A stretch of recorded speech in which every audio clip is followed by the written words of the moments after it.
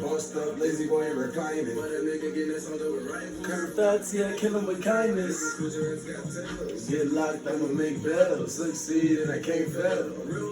Shake sell. Think I'ma come up, be coming up missing. Militant money to mission. Set up shop and beat the doors off the hinges. Dripping sauce while I get to the chicken. Yo, we'll go ahead and stop that now, man. Anyway, old tunes. Good evening, ladies and gentlemen. You're once again rocking with the Astro Guru, owner of the Emerald Tablets. You're watching AstrotericTV. And it's definitely been a little hiatus for me. I've been going through the motions. Bear with me, told y'all I'm moving. So, got a new factory, got a new studio, got a lot of new things going on. But other than that, I've just been, trying to maneuver, dip and dodge, astroterically. But yeah, we back in part 5 of the 50 Universal Laws. And I've been definitely meaning to get this to y'all. But as I said, I've been going through the motions. See, I'm looking a little rough, no haircut, no none of that really. But anyway, let's get into it. Law 41, the law of self-worth. I'm gonna try to explain these in better detail and a little slower so I can actually grasp the whole concept. The law of self-worth. Law of self-worth says you can only attract that which you feel worthy of. We know what worthy is. We should know what worthy is. If you feel as if you're worthy of something, like everybody don't feel like they can make $1 million. Everybody don't feel like, this girl is in their league. Stuff like that. Now, when it comes to worth, self-esteem is directly linked to happiness. So your self-esteem is a reflection of how happy you are to be you. So, it comes with a lot of being lit, personality-wise. Not like drinking, smoking, partying, no. I mean like inner partying, drinking, smoking, which is being happy, dancing, laughing, those types of things. That's your self-esteem. Like, your self-esteem, it can be torn down, but that's normally in your younger years. Once you build a certain level of self-esteem, if you go back and look at the self-esteem video that I did already, then you'll understand self-esteem in better detail. But it's directly linked to your happiness. So I keep my self-esteem very high. Although I do have bouts with low self-esteem and, like self-doubt, stuff like that, just because of my past. But anyway, I digress. Now, self-esteem is an inner thing that you have to build up. You are not what you have, and you are not what you do. So just because you have a Mercedes-Benz or a mansion doesn't mean that you have high self-esteem. Those kind of things. Now, having fears hurt your self-esteem and prevent you from knowing your worth. So the more things that you're scared of, the more things you're not going to explore and find out. Say, example, you scared to paint because you're in a room full of people that really love to paint and they're just good painters. They ask you to paint, you're like, nah, because really you're being fearful. If you just enjoy the experience, you might turn out to be a great painter. You might actually love it. That's actually how fears work. But on to number 42. the law of growth says there is no growth without discontent. I believe we call them growing pains. But there is no growth without discontent. And spirit, your inner, knows to gain awareness through experience. So it tries its best to willingly put you in experiences. And if you don't willingly walk into those experiences, you'll unwillingly wind up in them anyway, because spirit will attract them to you. Now, spirit, being higher self, only acknowledges growth. It doesn't understand the physical realm. It's never been, like, you can't grab a spirit. It doesn't understand the physical realm. Your spirit doesn't want a Benz. Your spirit doesn't want a mansion. Your spirit doesn't want diamond jewelry. Your spirit actually wants to provide a service, to do some form of good, because it's trying to combat its karma. We'll get into that later. But spirit, your higher self, only acknowledges growth in hopes of accomplishing ascension for lower self, meaning you can join your mind, body, and soul all together because they will all resonate with the higher self. Look at the dollar bill and just picture the top of the triangle as your head. It's disconnected from the rest of the pyramid. You want to close the pyramid. Now, carefully study your dissatisfaction in order to figure out what you are leaving behind. And that basically means carefully study your dissatisfaction. Let's break it down. Dissatisfaction. If somebody's telling me what to do, and I'm sitting around, oh, you're not gonna tell me what to do. You're not gonna tell me what to do. Oh, I don't like authority. Oh, I'm my own man. What's actually happening is I need to figure out what it is that I'm leaving behind. Me being so prideful and not being told what to do means that I can't take instruction on the positive side. So somebody came to me and said, hey bro, I got something I need you to do right quick. It could be $1 million involved. And I'm just like, nah bro, I don't know. You ain't about to tell me what to do. See that? See that kind of mind frame? How you can self-sabotage? But on to the next. Law 43, the law of self-truth. Now, this is going to be a little tricky. Truth is what works for you. And what I mean by that is, once you fully believe something to be true, then it is true to you.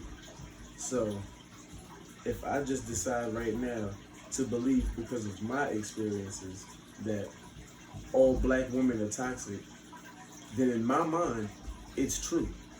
And there's no convincing me otherwise. Now, I do not think that. I'm born to a black woman. I have a sister who's married. I have a cousin who's married. I love black women. But that's just an example. Law 44.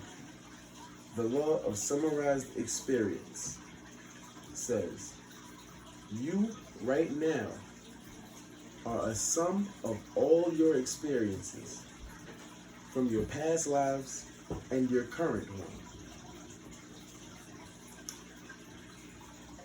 Meaning, everything you've been through, everything you've seen, everything you've heard, everything you were told, everything you've eaten, every song you listened to, like everything that took place in all of your lives to this point right now that you're actually watching this on YouTube. You are a summary of all of that. And one who is actually further spiritually than you are can tell where you are spiritually just by your experiences or just by your spirit. Now, the law of belief says, law 45 by the way, just in case anybody got lost or anything like that. Law 45, the law of belief says, you can have anything you want as long as you don't believe that you can. I say that again because I know that may have sounded a little funny to anyone just probably not catching on. But you can have anything that you want as long as you don't believe that you can.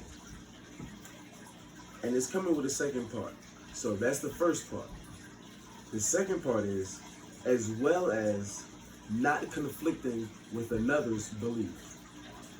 So, the example for that would be, you can desperately, as a female, want a man to marry you. You believe in your head that he's your husband and you're his wife. The only thing that can stop that belief from being true is if he decides to not believe the same thing. If he decides to conflict, to resist that belief that you have, then you don't see eye to eye, and the relationship can't exist for you to even become his wife and him to become your husband. I'm pretty sure you get it now. Now, the law of dharmic direction. Now, everyone on this planet, this law applies to.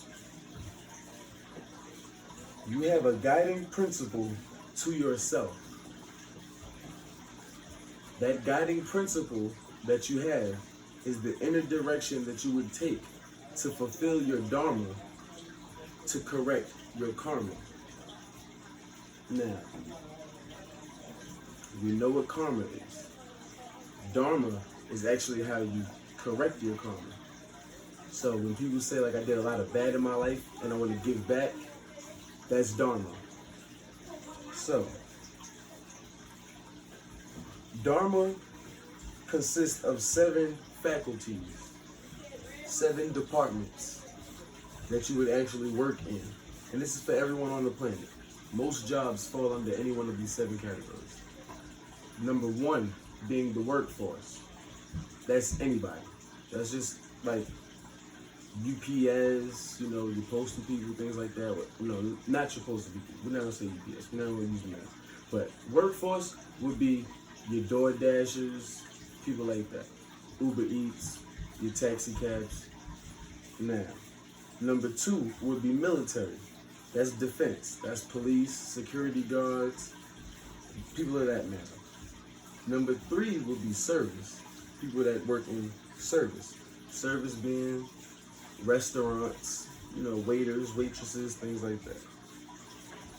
Number 4 would be creativity. That's art, fashion, movies, music. Number 5 is science. That would be medicine, astrology, let's see, like, you know, neurosurgeons, you know, neuroscience, things like that. Number 6 would be philosophy. Those are the people that, you know, do psychology, the people that analyze human behavior and why we do things, or analyze history and make findings about the difference between man then and man now. And number 7 would be government. Those are your 7 faculties of dharma. Number 47 would be purifying action. Law 47 is the law of purifying action. We evolved through 3 pillars of dharma. I'm not going to get into the 3 pillars, but those 3 pillars, for anyone that catch them, are generosity, meaning being nice to people; moral restraint, meaning not committing acts of sexual misconduct, drugs, killing people, and actually trying to be good at heart. And number 3 would be meditation, fully understanding on both sides of the spectrum through concentration and focus and stillness what you have done in your life and how you can combat it through dharma. Now, law 48 will be the law of karmic access. The law of karmic access says one lifetime can create so much karma that it takes several more lifetimes to balance it out. So it's like if you just say you had like a war back in say you was in World War I fighting people and you resurrected today, right? You might have killed a lot of people in that war. So today, you got to do things like feed people and, you know, shelter the homeless, things like that. You got to do a whole lot of it.